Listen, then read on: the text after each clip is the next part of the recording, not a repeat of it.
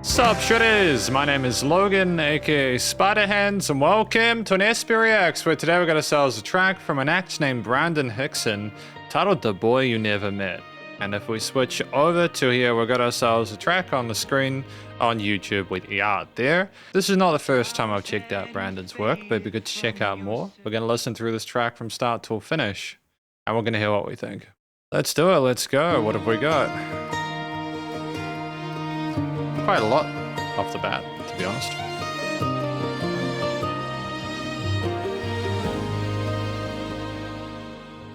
The flowers hadn't faded from your service yet. Your name was still written on my heart in fresh regret. I was learning how to lose you, trying hard to understand. When life slipped me a secret I could barely hold in my hands. 3 days after goodbye, Great padding there with the strings. 3 days after the rain, I heard a heartbeat changing everything, but you never heard his name. You would've loved him, I know you would've known. Every gentle smile and every dream he'd call his own. Sometimes when he laughs, I have to catch my breath, 'cause for a second I can almost forget he's the boy you never met. Oh, that's so sweet. Sad, but sweet. You would've cheered too loud at every little game, giving him some nickname he'd spend years trying to explain. You would've filled his head with stories, half of them were probably true, and somehow by the end of every one he'd laugh exactly like you. You would've loved him, I know you would've known. Every gentle smile and every dream he'd call his own. Sometimes when he laughs, I have to catch Nice call and response there with those keys. 'cause for a second I can almost forget he's the boy you never met. This summer he'll be married, standing where young dreamers stand, with a ring upon his finger and forever in his plans. And I'll save a place beside me, though I know it will stay empty too. Just wishing for one moment he could have danced that night with you. It's very sweet.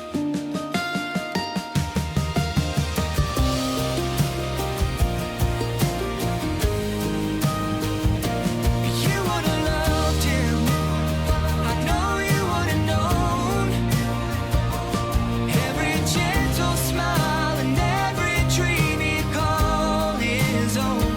Sometimes when he laughs, I have to catch my breath, 'cause for a second I can almost forget he's the boy you never met.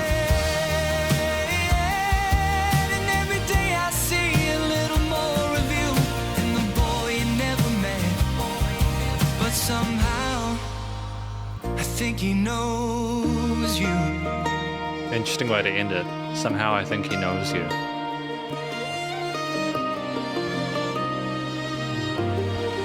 There's an incredible sweetness to those strings as well, the fiddle.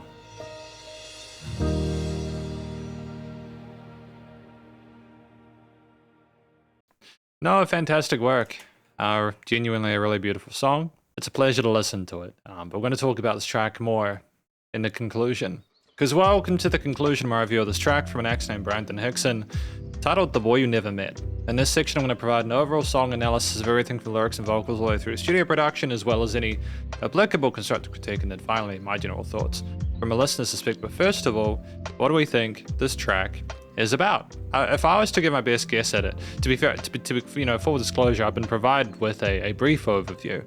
Apparently, Brandon mentions that this is a song I wrote for my son who is getting married next month, so congratulations for that. My mother passed away just days before we discovered we were pregnant with our son Caleb. Now, that there is an intensely, like when you listen to the lyrics, even without knowing that backstory, it makes total sense to me.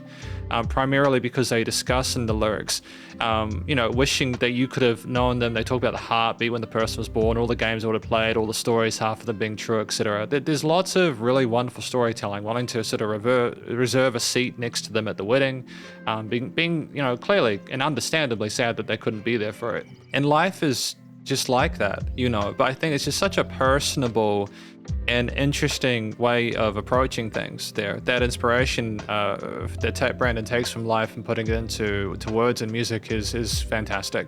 And I do genuinely feel like listening to Brandon's performance here, we're very comfortable, and I hear his voice.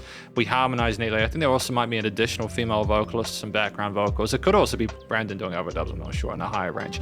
But we have like some wonderful harmonies and melodies in the verse sections, and we have a range of expression and dynamic range to that, and it seems very personable and authentic there, and there's an inherent sweetness with the way that we communicate things in a way that is just kind and tender and loving. And wow, again, we're grateful for our son getting to the point where we are getting married. We're also, again, Brandon misses his mother and wishes that they could be there. So beautiful story though. Very comfortable, effective vocal performance there. And that's a consistent thing across Brandon Hixson's work, which I'm thankful for, especially when this is such an important song, both for them and in general. The track itself at 4 minutes 03 is well fleshed out with a variety of different instrumental sections, verses, choruses, etc. And there's not a moment of filler within it. Overall, across the board, it's quite tight from an instrumental perspective. You start with these kind of like banjo and keys and strings at the beginning there, and immediately the plucks resonate, and it's so full of life, like it's effervescent. And the music surrounds you in the headphones, and it expands as well. The strings going around to the side in the mid-range there's just this flurry, but it's like very pleasant. And as we come down for that first verse section with the keys arpeggiating gently on the right hand with some bass notes inherent, you just automatically understand that there is a sense of dynamic range to the piece as well, and you're going on an almost kind of balladesque journey with like some kind of folkish country elements as well. I like the reverb it tails and some of the echoes that we have on the vocals on the side as well. I think generally the production is quite nice. It's not done the way where it needs to fix a performance, it elevates it. And there's this sort of emptiness, I think, that is suggested by the reverb that indicates a loss of someone missing.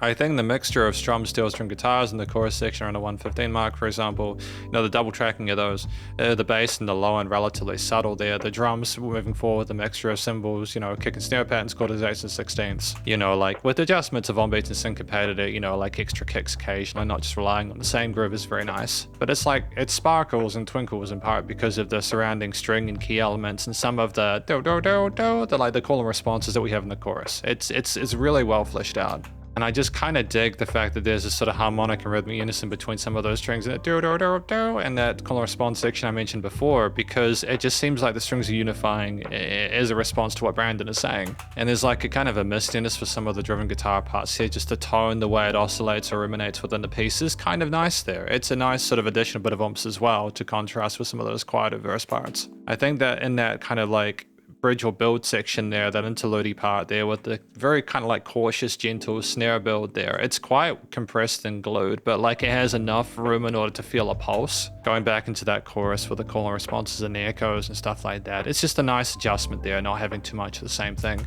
I thought the end as well, we have like kind of fiddle dancing over top with various legato melodies, exploring the scales associated there, the progressions, and then like kind of having their own time to shine as an alt lead, but then just kind of also fading out and allowing tracks to come to a close. I think that's clever.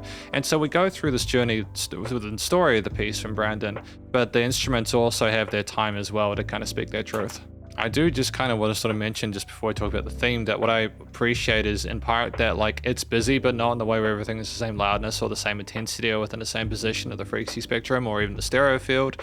You'll have certain drum parts come in and sort of not just play on the ones or the twos or threes, etc. But then when it is more sort of like minimalist or pocketing, you'll have other instruments kind of dart around in a similar part, which just makes it seem a bit more sort of sophisticated and intricate, which I kind of like. But because of the dynamic range, it isn't too much. Like the first verse at around the 24-second mark is just illustrious with the state of different elements kind of like intermingling, dancing behind you. It's just really cool. So, I mean, like, thematically, though, with all the comments I made about the instrumental performance and the vocals and the lyrics and stuff like that, thematically, it's major leaning. There is a minor sort of inference of the minor, quote unquote, but I think it's kind of one of those tracks where it's majorish because we're grateful for most of everything, as well as the fact that maybe we had a mother that we would have wanted to have been there in the first place. We're thankful that our son is sort of like, it's a very bittersweet song. I think that if you'd gone for a minor key as opposed to a major kind of chord progression with a lot of those kind of brighter, more charming elements, it might have just been more of a kind of you might misconstrue it as it being a negative thing that the person is getting married without their grandmother there, which, you know, makes sense on some level, but also it just might be a little bit too on the nose and a little bit too kind of blunt or even a bit gross. So as if like the wedding is not desirable because of a lack of a person. So I understand why they're doing it the way they did. Ultimately, I feel like there's enough range with the progressions and the other elements to not just play alongside the major triads. A lot of the other elements and subleads and stuff add sort of 4 extensions to it by proxy. So it's cool, honestly, like well fleshed out. And in the studio recording, mixing and mastering, to me it sounds commercial grade. Music surrounds you in the headphones, nice and wide in stereo field. Things are well niched in the frequency spectrum, no weird resonant frequencies. The vocals have echoes and compression and reverb on them, and occasional kind of delays out to the side there, but not all the time. There's moments of rest and there's dynamic range from a production perspective. It's not too tight there, even though things are glued. You know, things have got nice presence all around. Bus compression limiting is handled. And generally, I just think the actual recording quality of instruments is good in the sense that they sound like they were playing in the same room. It just seems, as well as the backup vocalists as well. So I just like how things were staged, you know, the sound stage of it. But yeah, no real applicable constructive critique from me. From a final general listener's perspective, it's just a very sweet story. And I like when I hear something that's a little bit different to what I'm used to. It's the emotional nuance and contrast here shows maturity, and I think music like this is important nowadays. You don't just have to assume that people only want a simple thing to discuss or hear about. Giving the listener a little bit more credit is a really positive thing, especially when you're also being authentic to yourself as a musician with the stories you want to tell. So I wish everyone involved the best of luck in future, but thank you for watching my review of this track from an act named Brandon Hixson titled The Boy You Never Met, and hopefully you enjoyed it. If you did, please go show him some love via the various social medias and YouTube page, and stay cool and stay safe, and please remember to support your local musicians and artists at this point in time, as they need the help more than ever with all the crazy stuff going on in the world, and I'll catch you in the next SP Reacts. Spiderhands out!